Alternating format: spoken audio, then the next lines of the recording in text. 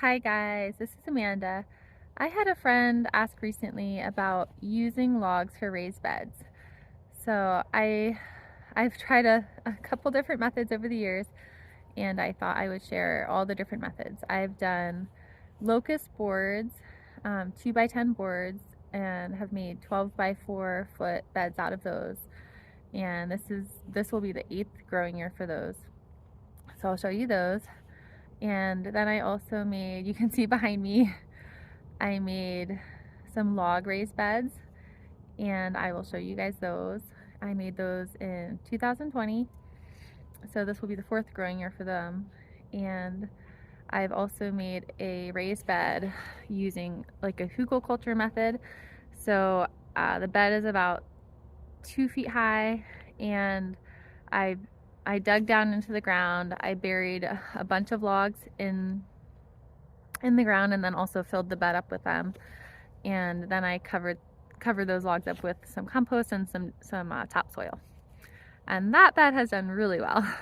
And so I will show you all the beds and just talk about my thoughts on them, the pros and cons, and just things that I've learned over the past years trying them out.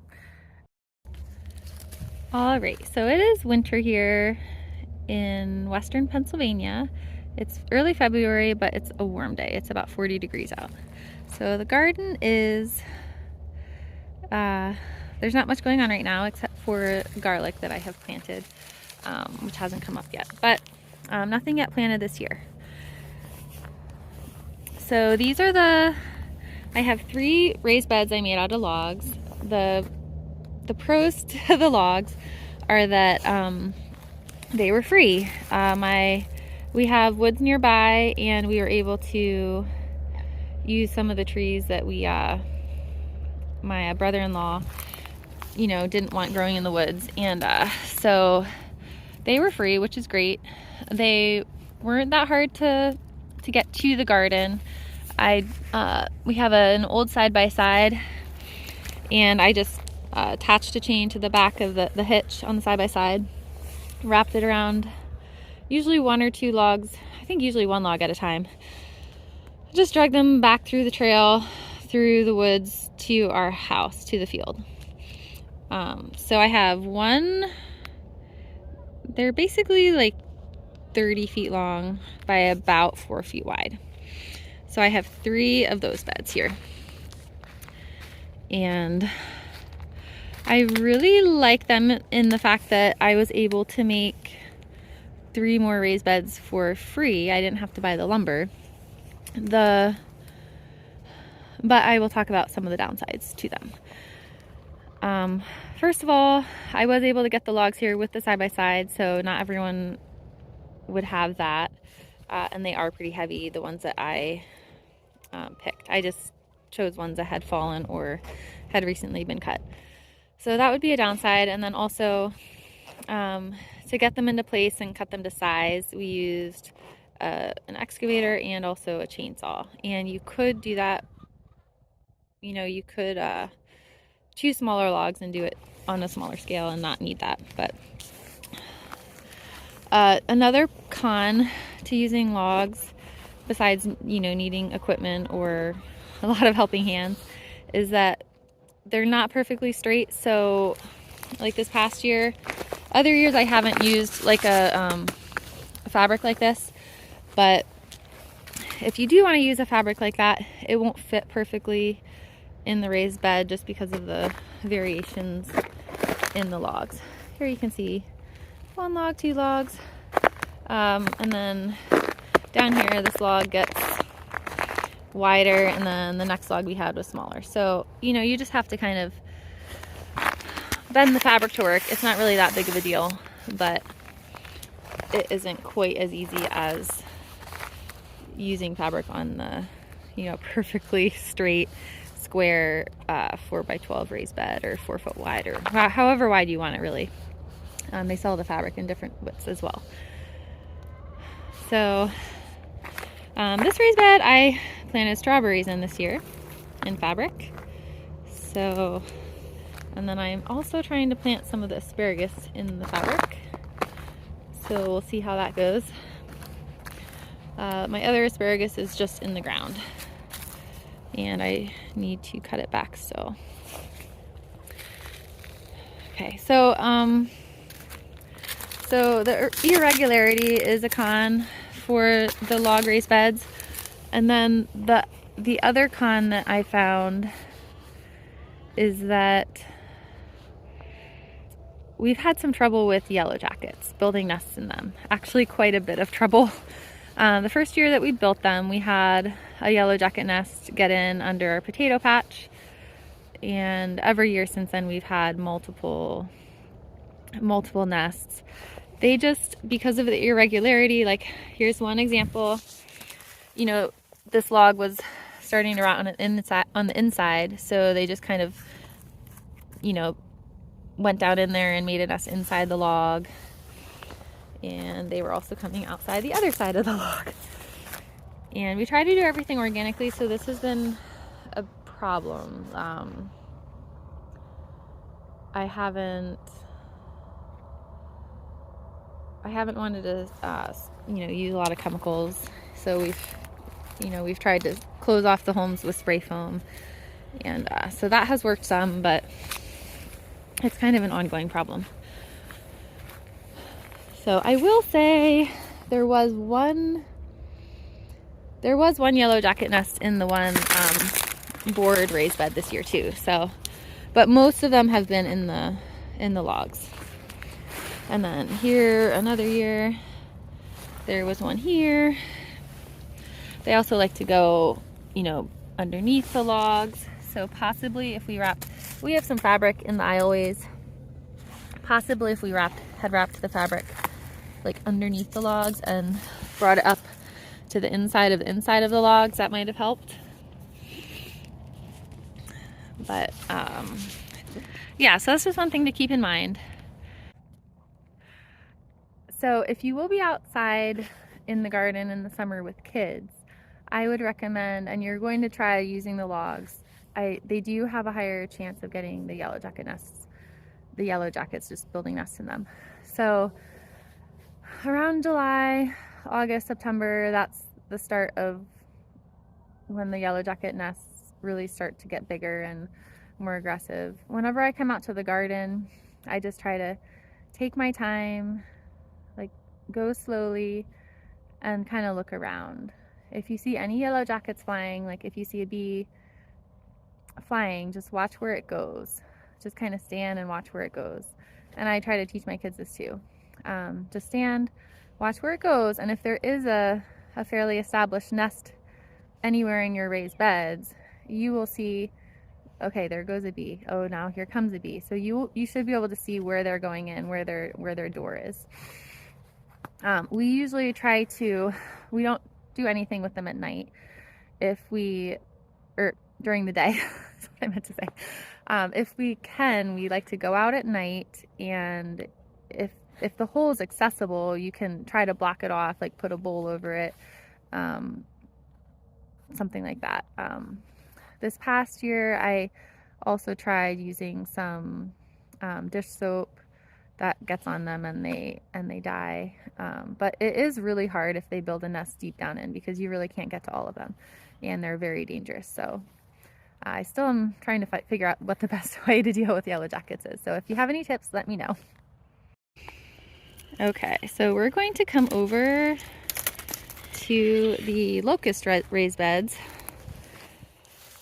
And we built these in 2017, so this will be their 8th growing year.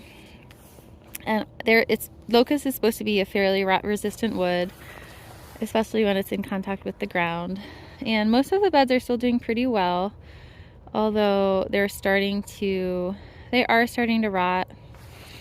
We did bring the fabric up on the inside of the beds, so you can see here. This bed has my garlic in it, and the bunnies and chickens have gotten in, so it's a little bit dug up. But I'll just bring you along here. Here you can see it is starting to rot, and it's not too much of an issue when it's on the side, but some of the corners on this other bed over here have rotted, and they've actually Sorry about that.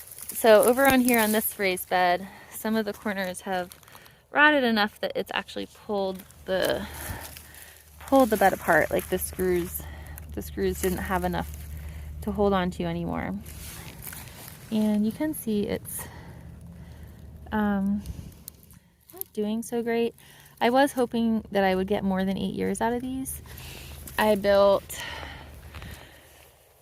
So when I bought these boards, it was about $200 from a local Amish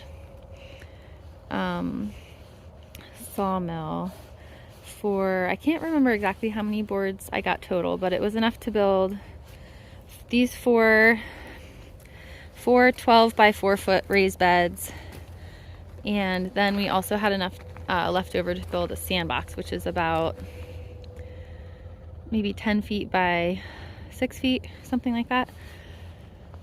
So I thought that was a lot of money to spend on the boards because I just thought it was a lot. And so the logs are free. So that is why I tried the logs after I didn't really want to spend that much money again on the board raised beds. So I don't know. I do like the locust boards in the raised beds. Just, you know, they're, again, the cons of the log raised beds is that they're irregular and the fabric doesn't fit quite as well. It takes a little bit more time to do that. There's, you know, more room for weeds to grow up along the edge if you're using fabric. Personally, I like to not use fabric, but with little kids, the fabric has been a lifesaver. We like to get outside a lot, and they do like to help in the garden, but their stamina kind of wears off, you know, after being in the garden for days and days and days. They don't really want to be in the garden every single day. So, and July is always busy with family coming and just a lot of things going on. So we tend to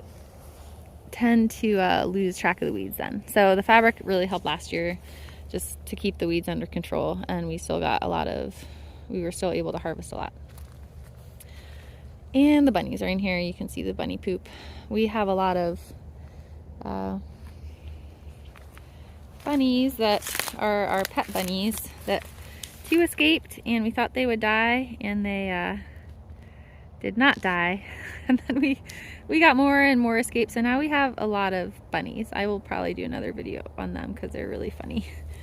But we need to fix the garden so that they can't get in. So that's what I'd have to say about those.